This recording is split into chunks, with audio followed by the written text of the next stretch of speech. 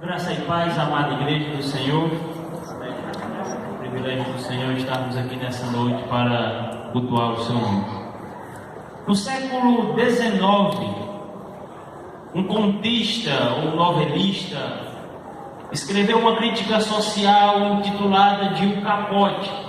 Nikolai Gogol escreve O Capote como uma crítica social e ele descreve a vida de Akaki Akakiyevich, é o nome do nosso personagem.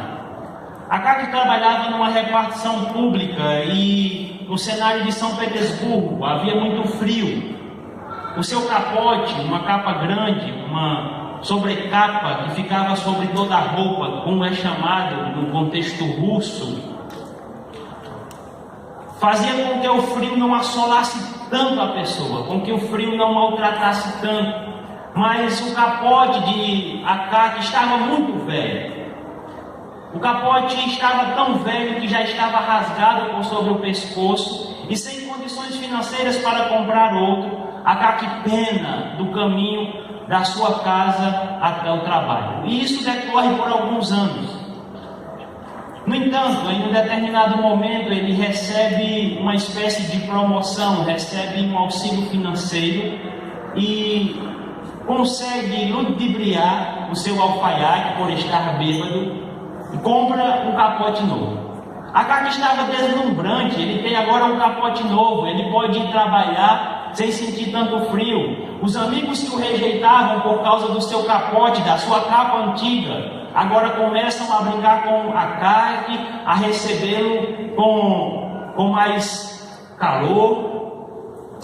E chegam até a fazer um jantar para comemorar a conquista de Akaki, comemorar o seu capote novo.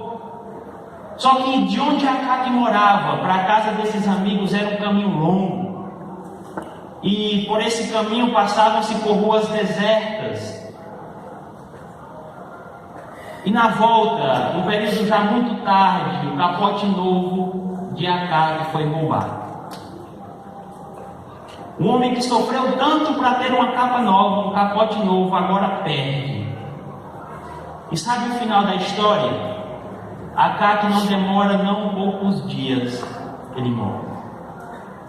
A alegria de Akaki estava em algo, estava em um capote, em uma capa, aquilo que de fato foi muito difícil dele conquistar. Mas ele morre dias depois, mesmo recorrendo à justiça, mesmo recorrendo aos policiais, Akaki morre. Talvez não seja a intenção de Nikolai Gogol falar sobre o existencialismo, mas ali nós podemos tirar uma grande lição.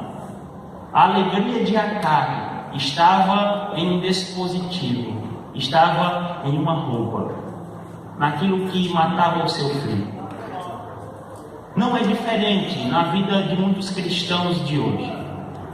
Por vezes nós colocamos a nossa alegria, toda a razão de ser da nossa vida em objetos. Colocamos muitas vezes como cristãos a existência, tudo aquilo que alegra o nosso coração nas bênçãos do Senhor e não necessariamente no Senhor das bênçãos. Depositamos toda a nossa alegria naquilo que o Senhor tem dado e não necessariamente no Senhor. Uma das maiores preocupações do ser humano é a busca pela felicidade. Todas as pessoas, indistintamente, sejam elas cristãs ou não, elas querem ser felizes. Isso é um fato. E quando nós observamos a atualidade, os conceitos de modernidade e pós-modernidade, eles apresentam as respostas para tudo. E uma das respostas é como você conseguir ser feliz. O conceito moderno de felicidade diz que se você possui aquilo que deseja, isso vai lhe trazer felicidade. Enquanto você for mais rico, mais inteligente e mais saudável do que todas as pessoas, você é feliz. Esse é o conceito que ele tem trazido, o conceito de pós-modernidade. Daí nós percebemos a tecnologia trabalhando para isso, para nos fazer pessoas mais ricas, para nos fazer pessoas mais saudáveis, para nos trazer informação, produzir riqueza, melhorar a saúde. Então a tecnologia tem avançado muito nesse intuito. Porém, ao observarmos a vida, as pessoas, elas são mais felizes hoje. A despeito de terem melhores condições de vida, de forma geral, nós podemos dizer ou afirmar que há mais felicidade nos nossos dias. Sendo ainda mais específico, nós podemos dizer que os crentes, eles são mais felizes hoje do que antigamente. Talvez o grande problema é que nós estamos escutando demais o mundo e pouco a pessoa de Deus. Vamos buscar nessa noite, na palavra de Deus, o verdadeiro conceito de felicidade. Eu quero convidá-los a abrir sua Bíblia comigo no Salmo de número 1.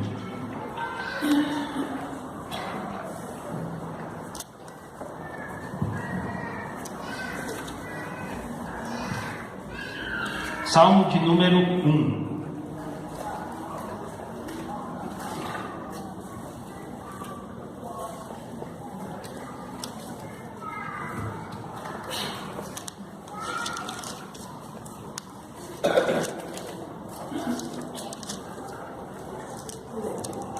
Salmo de número 1.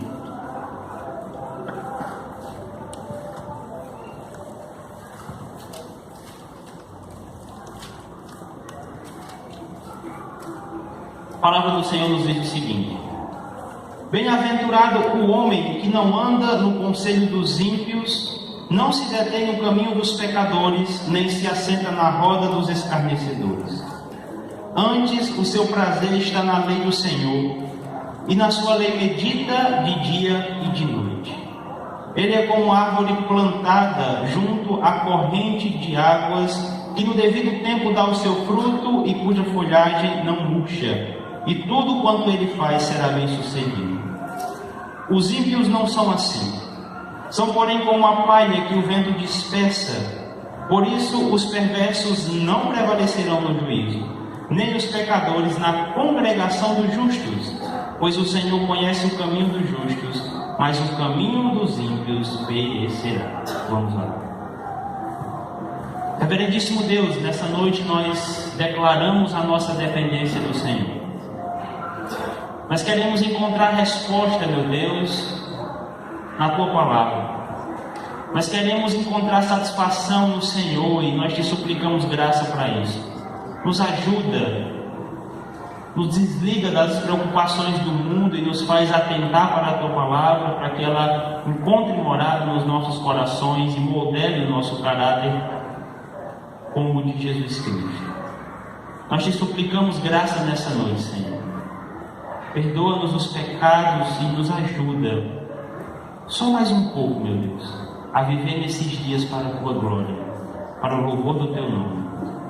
Essa é a minha oração, a nossa oração, no santo nome de Jesus. Amém.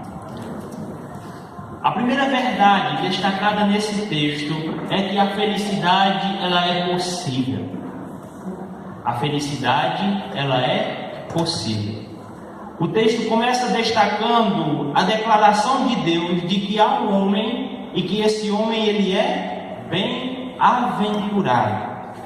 A palavra que traduz esse termo, ou seja, é a mesma palavra em termos gregos que nós encontramos também lá no Sermão do Monte, no capítulo 5. Então ela é traduzida como feliz ou abençoado, alguém que está usufruindo de um estado de felicidade. Essa descrição ela é dada pelo próprio Deus. Em outras palavras, Deus diz que essa pessoa ela é feliz. E esta afirmação ela tem todo um peso, porque não é qualquer pessoa que está dizendo que a felicidade é possível. Não é qualquer pessoa que está garantindo a felicidade a partir de condições. É o próprio Deus quem nos oferece, quem nos fornece essa segurança de felicidade. Porém, quando nós pensamos em felicidade, nós temos a tendência de incorrer em alguns erros, e é preciso nós pensarmos neles. Nós não podemos pensar que a felicidade ela simplesmente acontece. A felicidade ela não é como uma bolinha que estoura na sua testa. A felicidade ela não vem como um vulto e bate em você e faz você estar dando gargalhadas a todo momento. Ela precisa ser aprendida. Como assim aprendida? Sim. O espírito de contentamento no homem, ele precisa ser aprendido. Tanto numa forma abstrata como numa forma prática. Como assim? Mas como assim será aprendido? Onde é que nós encontramos isso na Bíblia? Qual é a base para você dizer que nós temos que aprender a viver feliz? Abra sua Bíblia comigo em Filipenses capítulo 4, verso 11.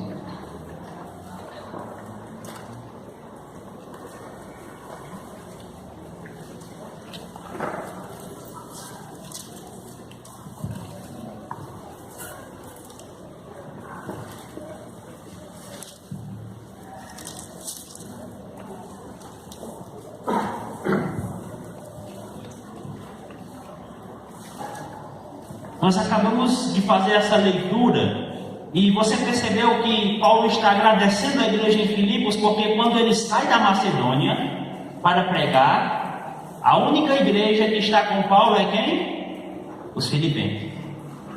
Paulo está dizendo: rapaz, eu tanto sei passar fome quanto sei viver em fartura, tanto sei ser humilhado como sei honrado.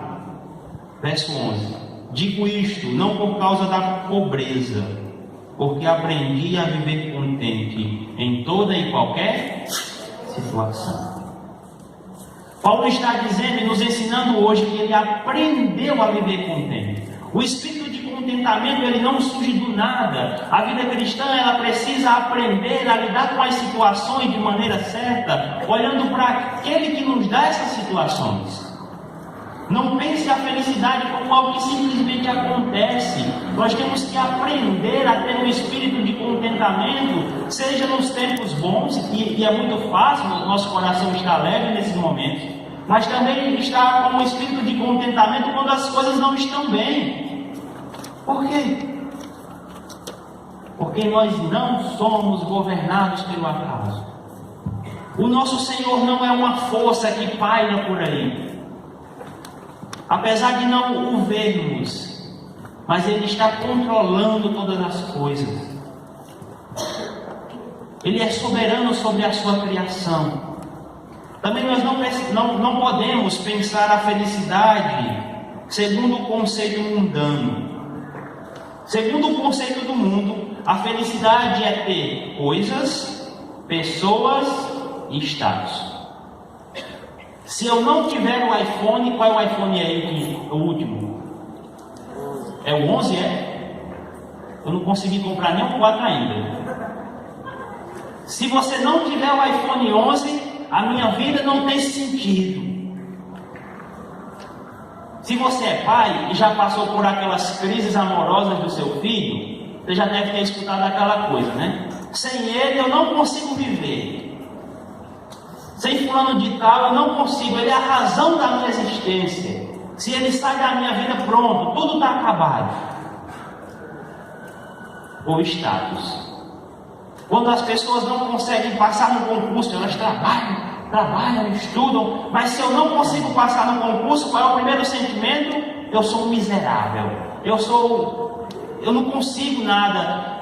Então elas caem em depressão, elas caem em tristeza. Por quê? Porque elas estão pensando o conceito de felicidade segundo o mundo. Geralmente nós temos a tendência para olhar para as outras pessoas e pensar o seguinte: se eu tivesse o que fulano tem, eu não seria triste.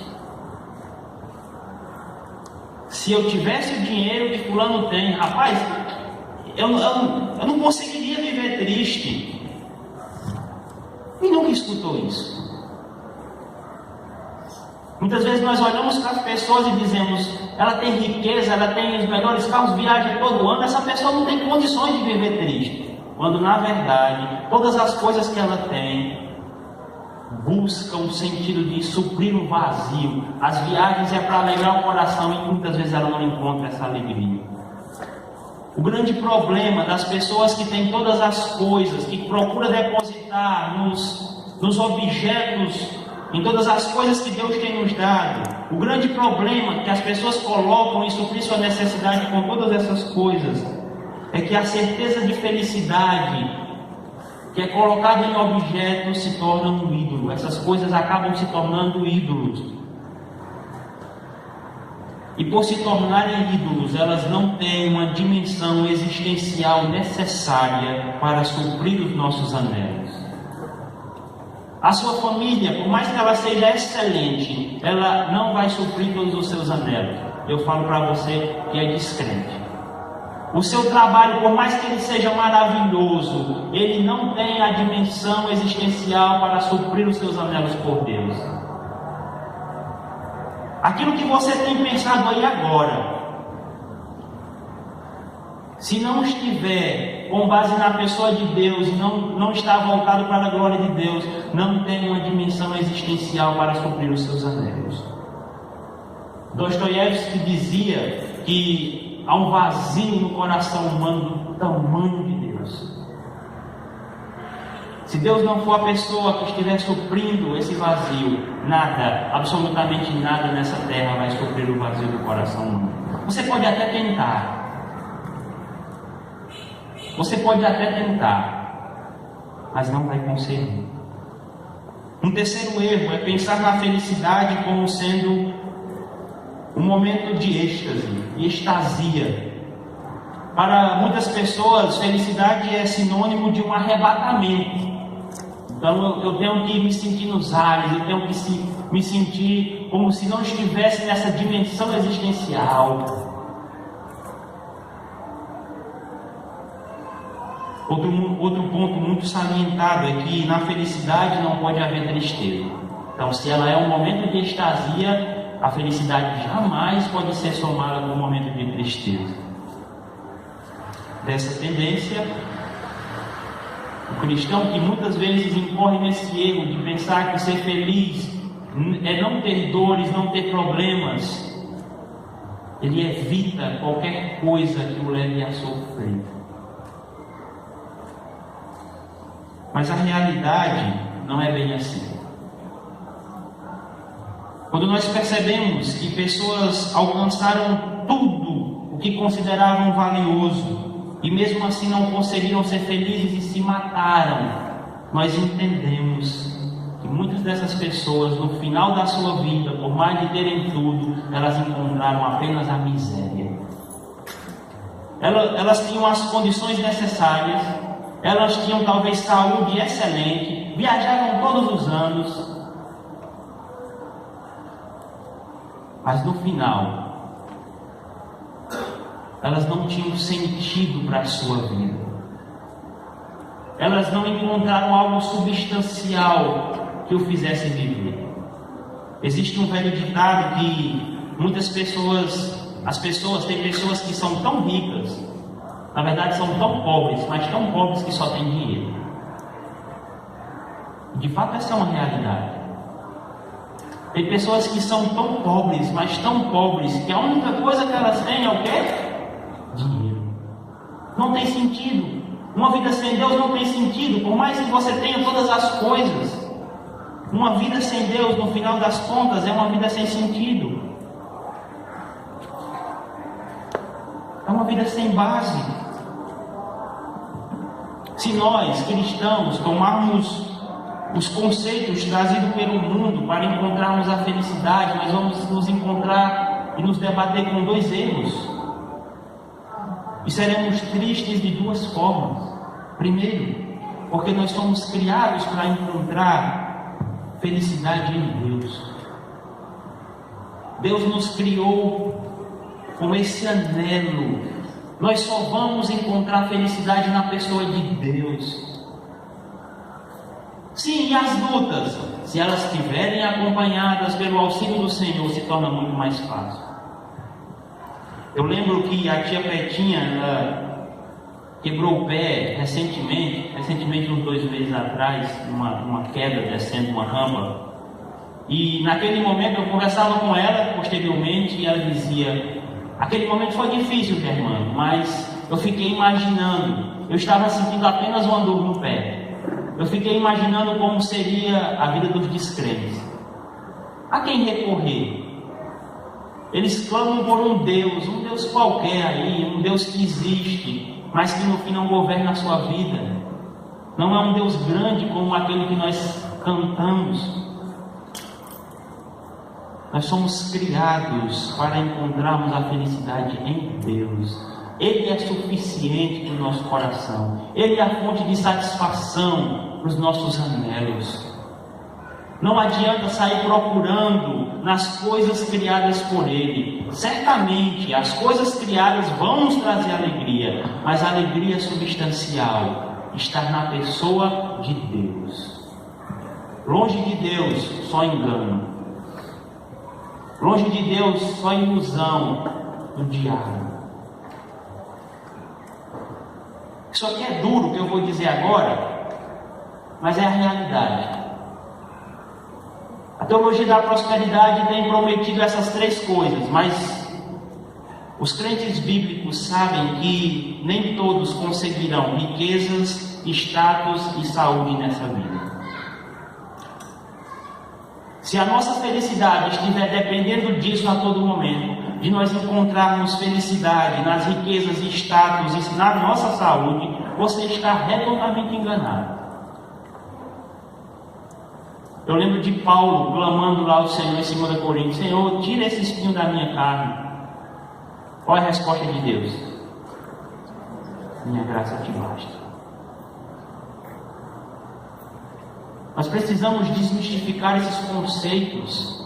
Nós encontramos felicidades apenas no Senhor. E lembra, se a gente for buscar a felicidade das nossas vidas como o mundo tem buscado, lembra logo, nem todos conseguirão riqueza, nem todos conseguirão status e nem todos nós teremos saúde plena nesses nossos dias. Se desejamos encontrar a verdadeira felicidade, devemos atentar para o que Deus ensina sobre ela. Primeiro ponto: a felicidade ela é possível, porque quem garante ela é o próprio Deus. Mas a segunda verdade que esse texto nos ensina é que ela é encontrada na comunhão com Deus. Leia comigo o verso 1 e 2. Bem-aventurado o homem que não anda no conselho dos ímpios, não se detém no caminho dos pecadores, nem se assenta na roda dos escarnecedores. Antes, o seu prazer está na lei do Senhor, e na sua lei medita de dia e de noite. O cristianismo, ele não tem essa tônica de estar a todo momento proibindo as coisas. O cristianismo não é uma religião do não toque, não manuseie. Mas o salmista está caracterizando que o que faz o homem feliz está a partir de negações, de uma tríade negativa. E essas coisas sendo retiradas da nossa vida, ou sendo evitadas, nós encontraremos a verdadeira felicidade. E após trabalhar com a tríade negativa, ele diz: é aqui onde nós encontramos a felicidade. É aqui a fonte da nossa felicidade. Ele começa dizendo: vocês não devem andar segundo o conselho dos ímpios, não se deter no caminho dos pecadores e não sentar na roda dos escarnecedores. Qual o sentido dessa tríade negativa? O salmista está dizendo: não se associeis com o intelecto do mundo, com o comportamento mundano e com a identidade mundana. Vocês não podem se deixar levar com as ideias que o mundo tem dito, com o comportamento mundano e com uma identidade mundana. Mas o que é não andar segundo o conselho dos ímpios? É não ser moldado pela forma de pensar do mundo. Não seguir as suas filosofias, as suas tendências, mesmo que elas tenham aparências de intelectualidade. Ontem à noite eu falava justamente isso para a mocidade. Você que não veio perdeu. Tivemos um momento muito gostoso. Mas é justamente isso. No final de Provérbios, capítulo 1, o autor está dizendo o seguinte: olha, os nécios, os insensatos, estão vivendo em caminhos tão tortuosos, e por vezes eles se deixam levar. Esse sentido de bem-estar, de tranquilidade, os leva à morte. O que o mundo tem feito é passado muito devagar, muito lentamente os seus conceitos, e a igreja muitas vezes vai apropriando. Vamos bebendo devagarzinho, vamos nos apropriando das ideias mundanas, daí a pouco estamos como o mundo, pensando como o mundo, sendo como o mundo. Irmãos, nós temos que lutar contra isso e ter a ideia de que nós estamos no mundo, mas nós não somos do mundo. Quando eu vinha descendo, estava tomando água ali, encontrei o irmão Afonso, e aí tudo bom, irmão Afonso? Ele disse: rapaz, melhor do que isso não presta. E de fato, não presta mesmo. É ruim sentir calor, não é? Não é? É bom que a gente sinta calor. É bom que a gente sinta tristeza. É bom que a gente sinta dor. E eu pensei logo na hora: é bom que a gente passe por todas essas coisas, para que a gente não se sinta em casa. O mundo não é a nossa casa. Nós não devemos estar nos sentindo bem com o que esse mundo tem dito para a igreja. Não andar no conselho dos ímpios diz respeito a não tomar sobre si os conceitos mundanos e fazer dele o alvo de sua vida. E aqui deixe-me desmistificar algumas mentirinhas que o mundo tem dito. Nós temos um bom grupo de jovens, deixe dizer que a sua estabilidade financeira não está no concurso público. Eu vejo pessoas renegando a igreja, deixando de lado as suas práticas espirituais, deixando de orar, deixando a comunhão. Por quê? Eu preciso passar no concurso público. Se eu não passar no concurso público, pronto. E às vezes os pais colocam essa corda no pescoço dos filhos. Olha, você tem até tal dia para sair da minha casa. Se você não conseguir isso aí, eu vou lhe despejar. E aí os filhos têm que correr. Eu tenho que conseguir passar no concurso público. Às vezes a própria família tem incutido nos filhos os conceitos mundanos. Sabe, você que é pai, muitas vezes está dizendo à sua filha: você tem que estudar. E essa frase os pastores têm se debatido: meu filho não é pouco, nos seus escritórios em aconselhamento. Os pais têm dito: olha, você tem que estudar, minha filha, e não é errado. Não estou dizendo que isso é ilegítimo, mas qual é a ideia posterior? Você não pode depender de homem.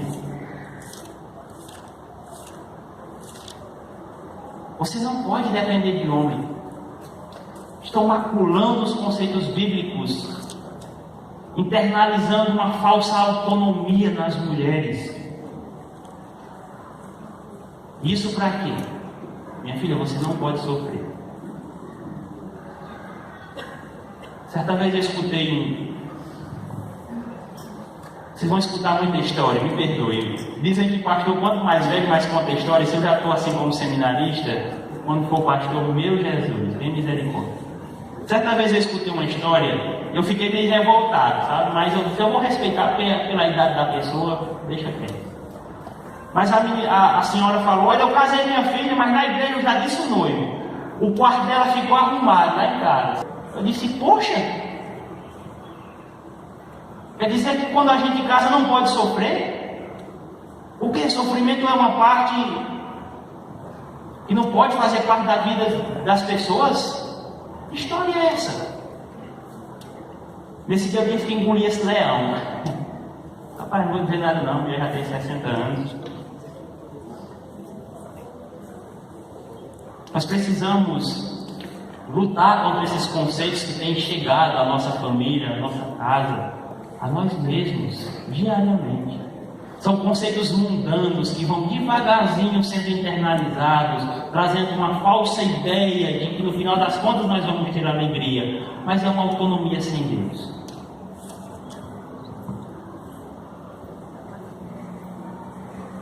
Quando alguém comunga desse conceito de alegria mundano, as coisas celestes, as coisas que pertencem à esfera espiritual, à vontade de Deus, elas parecem perderem o sentido. É fácil notar isso. É só encontrar uma feminista, é crente fiel na igreja, dá aula na EBD, vai fazer universidade, depois de um ano volta para a igreja, tudo que o pastor fala, isso é opressão patriarcal. Quando os conceitos mundanos de alegria assumem o controle do nosso coração, a esfera espiritual começa a ser deixada de lado. Nós começamos a olhar para o cristianismo com olhos estranhos, alheios. O segundo ponto da tríade é não se deter no caminho dos ímpios. Esta ação, que faz parte da vida de alguém bem-aventurado aos olhos de Deus, diz respeito à prática, diz respeito a imitar as obras daqueles que estão pecando contra Deus. E todo pecado é primeiramente contra Deus, não é contra a sociedade. Todos os nossos pecados atingem diretamente a pessoa de Deus, e por vezes Ele traz alegria para o nosso coração, aquela pontinha de alegria que a gente, sabe? É estranho quando muitas vezes o pecado ele assume o controle do coração do crente. Quando ele começa a ditar as normas, olha, é isso aqui, você tem que andar por aqui, você tem que fazer isso. Mas toda ação tem uma reação, assim é como o pecado. Ele causa danos à nossa vida espiritual. Ele deixa suas marcas, direta ou indiretamente. Nós não podemos encontrar felicidade andando como o mundo anda, pensando que os ímpios têm razão ou que a verdade está neles. Os ímpios, eles sempre estão buscando a felicidade em primeiro lugar, mesmo que as suas ações o levem à condenação. Eu não me importo se eu estou indo para o inferno, eu não me importo, desde que eu seja feliz. Mas no final das contas, essa esfera espiritual é só para você. É o que eles têm dito. Deus existe, rapaz, só quando o calo aperta, quando a dor chega, aí a gente clama por quem? Por Deus. Interessante que muitos querem viver como cristãos. Eu acho bonito demais essa vida de crente. Eu acho interessante demais ser honesto. Quem é que não quer ser honesto? Pode prestar atenção. Se você conversar com uma pessoa amanhã de manhã no seu trabalho, e se ela tiver assistido o jornal do sábado, ela vai dizer: rapaz, é uma sem vergonheza o que esses políticos estão fazendo. Estão roubando aí nosso dinheiro. Mas muitas vezes nós só não somos iguais porque nos falta a oportunidade. É o que essas pessoas aí de fora também reclamam, mas se tivesse a oportunidade, provavelmente fariam o mesmo. Quando um crente anda com um ímpio, ele pode até ter um momento de alegria, mas a tristeza inundará o seu coração, pois o Espírito Santo irá incomodar. Meus irmãos, avalie as suas amizades. Avalie com quem você anda, com quem você conversa, com quem você compartilha os seus segredos, com quem você tem compartilhado a sua vida. Novamente um apelo, onde eu falei para a mocidade e vou falar novamente para a igreja. Isso é bom. Graças a Deus por essa oportunidade. Eu confessava ontem para a mocidade que muitas vezes eu tenho uma sensação de estar falando no deserto quando eu trago essa exortação. que é a ideia de que nós precisamos dar mais valor aos nossos relacionamentos pessoais. A igreja precisa entender isso, a igreja precisa ser família. Rapaz, tu está dizendo isso de novo? Vou dizer de novo, até o povo aprender. Se o pastor pudesse pregar a mesma mensagem em 10 anos, seria importante, até os irmãos saberem decorar. Qual o grande problema? Eles sabem, mas não fazem. Nós precisamos dar valor aos nossos relacionamentos pessoais, aqui igreja, porque o autor de Hebreus diz que é nesses valores, nesses relacionamentos que nos ajudam a não sermos endurecidos pelo engano do pecado. Nós estamos buscando por vezes a felicidade naquilo que Deus considera pecado, e as pessoas estão vendo. Deixe que as pessoas vejam, deixe que elas lhe exortem, deixe que elas sejam bênção de Deus na sua vida. Só assim você encontrará uma alegria substancial na presença do Senhor.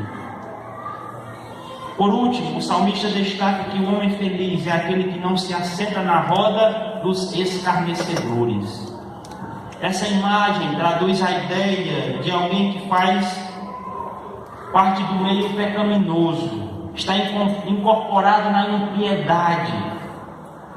Podemos dizer que aquele descrente, ou aquele que vem para a igreja se achando crente, mas as suas práticas são inteiramente ímpias. São aqueles que se encontram aqui no bem-estar da igreja. Ah, mas eu sou crente. Mas as suas práticas falam contrário àquilo que a palavra de Deus diz. Essas pessoas, elas não se deixam moldar pelo Evangelho. Elas não deixam o Espírito Santo trabalhar no seu coração. São dessas pessoas que nós devemos nos afastar ou nos chegar com um certo cuidado, levando o Evangelho a ponto de não nos deixar levar por elas, por suas filosofias. É a pessoa que se identifica com o mundo. E não apenas se identifica, ela legitima as práticas mundanas. Ela não apenas se identifica, ela diz: isso aí é certo, por mais que esteja errado, claramente errado. Ela se identifica com aquilo e legitima.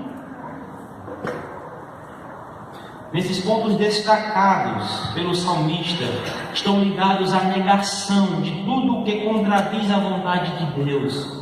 Dessa forma, a felicidade não é algo que simplesmente acontece. Ela está ligada a ter o pensamento correto, a prática correta e a identidade correta. Nesse caso, a felicidade é alicerçada em pensar segundo Deus, agir segundo a vontade de Deus e ter a certeza de ser um filho de Deus. Está ligado a esses 3 pontos. Pensar segundo Deus, pensar segundo a sua palavra, agir segundo a sua vontade e ter a certeza de ser um filho. Com essa certeza e com o Santo Espírito de Deus habitando em nós, dificilmente nós cairemos constantemente no mesmo pecado. Você pode até lutar, e deixe-me dizer que é natural que muitas vezes você caia no mesmo pecado. Você vai lutar contra ele, certamente. Mas não quer dizer que cair no mesmo pecado muitas vezes seja sinal de descrença. Você já é justificado em Deus, por Jesus Cristo. Isso traz consolo para o nosso coração, porque tem irmãos aí em outras igrejas dizendo: olha, se você tem caído no mesmo pecado, pode ser caso de possessão demoníaca. Mas não é assim. Nós temos lutado, nós vivemos ainda, nós temos conosco ainda a nossa natureza pecaminosa. Nós temos lutado, e é importante que nós lutemos. Mas a felicidade do nosso coração é saber que, por mais que eu ainda tenha uma natureza pecaminosa habitando dentro de mim, o Senhor já me justificou. Aquele que começou boa obra em vós, há de terminá-la até a volta de Cristo. Essa é a mensagem de Paulo.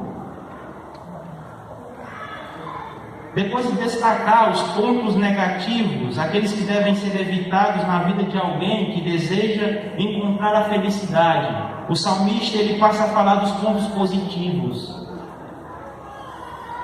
Antes, O seu prazer está na lei do Senhor e na sua lei medita de dia e de noite. Ele é como árvore plantada junto a correntes de água, que no devido tempo dá o seu fruto e cuja folhagem não murcha, e tudo quanto ele faz será bem sucedido. Aqueles que buscam encontrar a felicidade têm a sua fonte em Deus, meditando na sua lei. Quando? De dia e de noite. Não é aquela ideia que você vai passar o dia e a noite lendo a palavra, eu tenho que meditar nisso, se eu não meditar. Não, não é isso. É a palavra habitando no seu coração, transformando a sua vida, preenchendo o seu cotidiano. Aquele que busca a felicidade em Deus, ele tem prazer na sua lei, ele medita de dia e de noite, ele medita constantemente. E veja, é destacado aqui o relacionamento dessa pessoa com Deus. O crente feliz é aquele que tem relacionamento com Deus. É aquele que entende o porquê está aqui. Ele responde muito facilmente as perguntas da sua existência. Por que eu estou aqui? De onde eu vim? Para onde eu vou? Ele busca, na meditação, encontrar os conselhos de Deus para a sua vida, diferente dos ímpios que seguem os seus próprios entendimentos. Aqueles que são servos de Deus, eles querem meditar, eles não são alheios à vontade de Deus.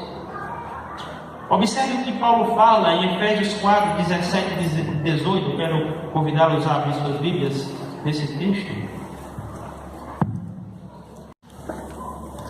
Efésios capítulo 4, versos 17 e 18.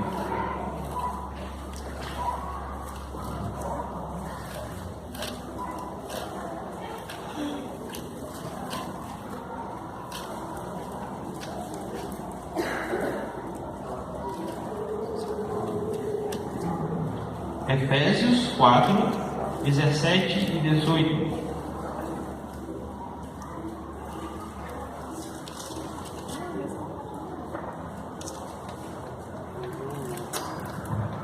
Isto, portanto, digo, e no Senhor testifico, que não mais andeis como também andam os gentios, na vaidade dos seus próprios pensamentos, obscurecidos de entendimento, alheios à vida de Deus, por causa da ignorância em que vivem, pela dureza do seu coração. Aqui está todo o resumo de um coração ímpio. Eles andam nos seus próprios conceitos, nos seus próprios pensamentos e na vaidade dos seus próprios pensamentos. Eles estão obscurecidos de entendimento, são ignorantes, eles estão alheios à vida de Deus. Nós temos um grande paradoxo. O crente não deve viver, o cristão, o servo de Deus não deve viver como o mundo anda, não deve pensar como o mundo pensa, não deve agir como o mundo age. Nós temos um viver diferente. É paradoxal a nossa vida. Nós somos sal, nós somos luz. É a meditação na palavra de Deus que é essencial para nós encontrarmos a felicidade para o nosso dia. Lembra, nosso coração precisa diariamente ser lembrado do Evangelho, porque diariamente nós esquecemos do Evangelho. Nós somos tentados a desviar o olhar para o mundo e querer ter as mesmas coisas do mundo, a alegria que o mundo oferece, desprezando tanto a palavra de Deus quanto o fim dos ímpios. Lembra o Salmo 73? Senhor, eu invejava os ímpios. Mas o salmista diz: quando eu entrei no teu santuário, eu atinei para o fim deles. Muitas vezes nós queremos desprezar a palavra, nós queremos viver como o mundo vive, agir como o mundo age. Nós temos conosco uma barra de ouro na mão e temos inveja do latão que o mundo oferece. Só por causa da cor. É a mesma cor e nós sentimos inveja. No livro de Provérbios nós encontramos o seguinte: praticar a justiça é alegria para o justo, mas espanto para os que praticam a iniquidade. Provérbios 21:15. Isso é uma realidade. Claramente. Só basta você reclamar com uma pessoa que vai furar a fila no banco. Ela fica logo espantada com você. Por quê? Porque a tendência é pensar que todo mundo é igual. Mas todo mundo não faz? Todo mundo não fura? Por que eu não posso?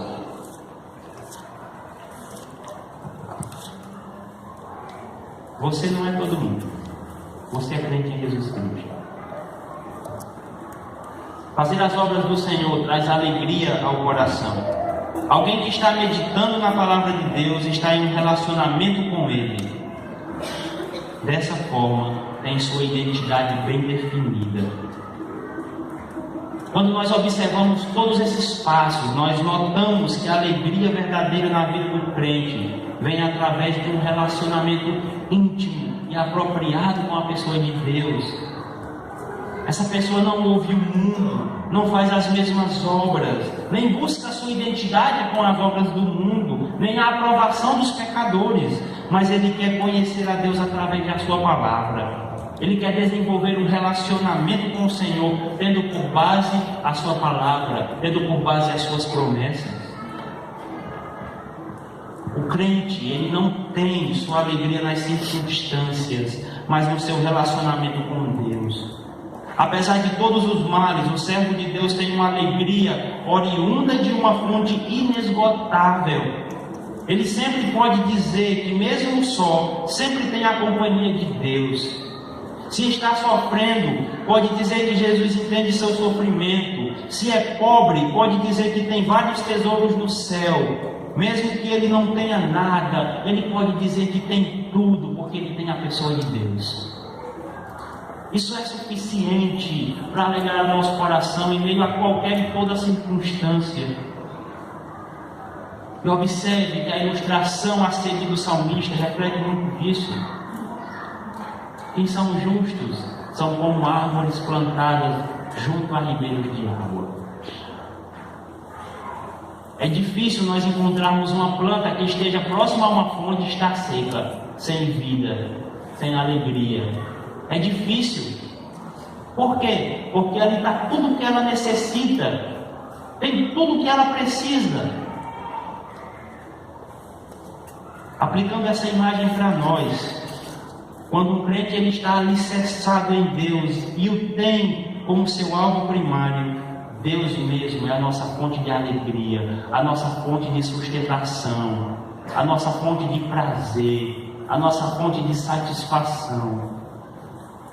É isso que você busca? Procura na pessoa de Deus, procura na sua palavra, procura ter um relacionamento com Ele, como nós cantamos, se entrega a esse Deus, se entrega ao Senhor e deixa Ele nortear a tua vida, deixa Ele guiar os teus passos, deixa a palavra dele nortear a tua vida, porque ela é luz para os nossos caminhos. Mas há uma terceira verdade. A felicidade é encontrada quando deixa de ser um alvo em si. O texto não declara que o homem é feliz porque buscava a felicidade. Ele era feliz porque ele se negava a andar segundo o conselho do mundo, segundo o andar do mundo, segundo o pensamento do mundo. Esse é justamente o conceito da modernidade. Busque a felicidade. Eu não sei onde você vai encontrar e que forma você vai encontrar, mas busque a felicidade. O que a Bíblia diz é: busque a felicidade em Deus. Busque a satisfação no Senhor. Ele é a fonte.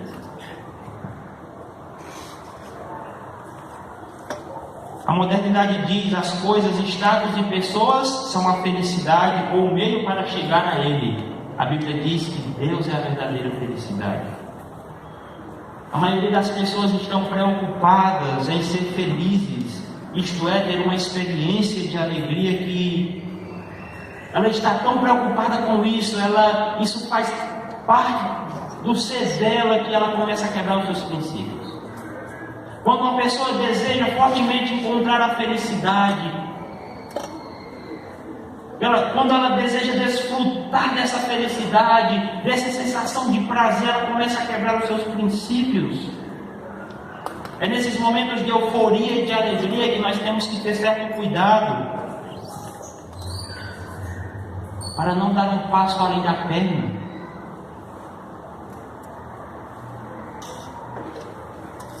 Nós temos que desconstruir essa ideia de felicidade como um momento de euforia. E Jesus Cristo faz isso muito claramente. Abra sua Bíblia lá em Mateus capítulo 5, versos de 11 a 12.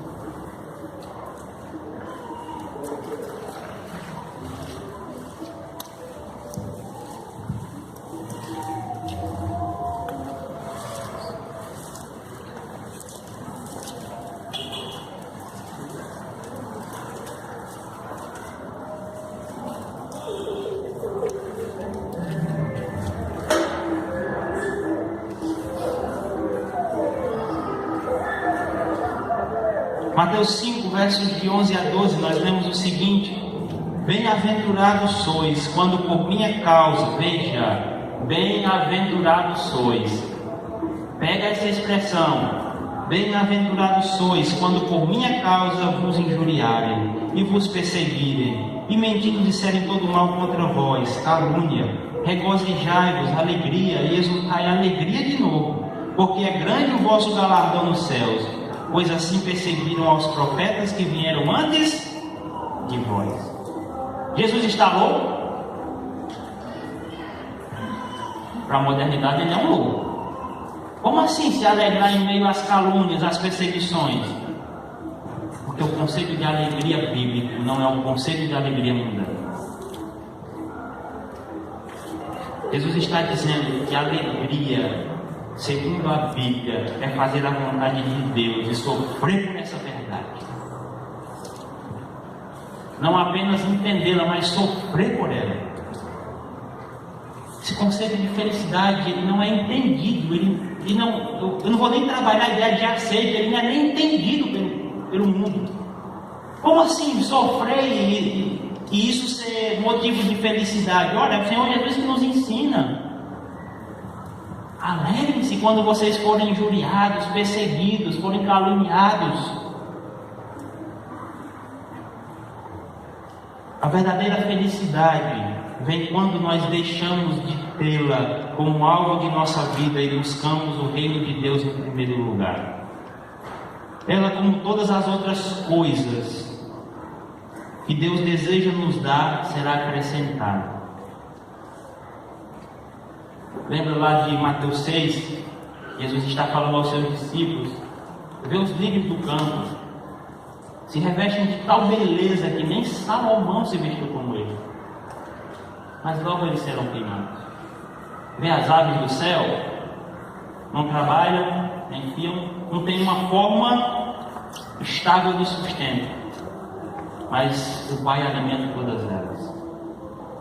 Vocês busquem o reino do céu e a sua justiça, e todas as outras coisas vos serão acrescentadas.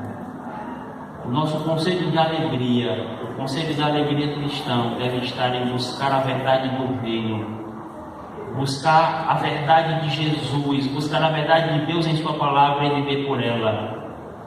E como resultado, todas as outras coisas nos serão acrescentadas. Quando colocarmos Deus em primeiro lugar, seguimos aquele que Ele nos fala, que traz a felicidade, certamente seremos felizes, isto é, estaremos em um espírito de contentamento. Ao confiarmos nas palavras de Deus, de que somos seus filhos, de que estamos debaixo do seu cuidado e que temos um tesouro nos céus, um lar celeste e um futuro cheio de bênçãos, certamente enfrentaremos as dores dessa vida de forma contente. Não importa as circunstâncias, mas se você tem bem firme no seu coração de que sua felicidade depende única e exclusivamente de fazer a vontade de Deus, você terá um espírito contente nesses dias e nesse vale de lágrimas. Que Deus nos ajude a procurar o nosso contentamento nele, buscar nossa satisfação nele e não naquilo que o mundo nos oferece. As coisas que esse mundo nos oferece são passageiras. mas aquilo que Deus nos oferece tem peso e valor eterno. Possamos viver e crer nessas verdades que esse salmo nos apresenta nessa noite. Vamos lá.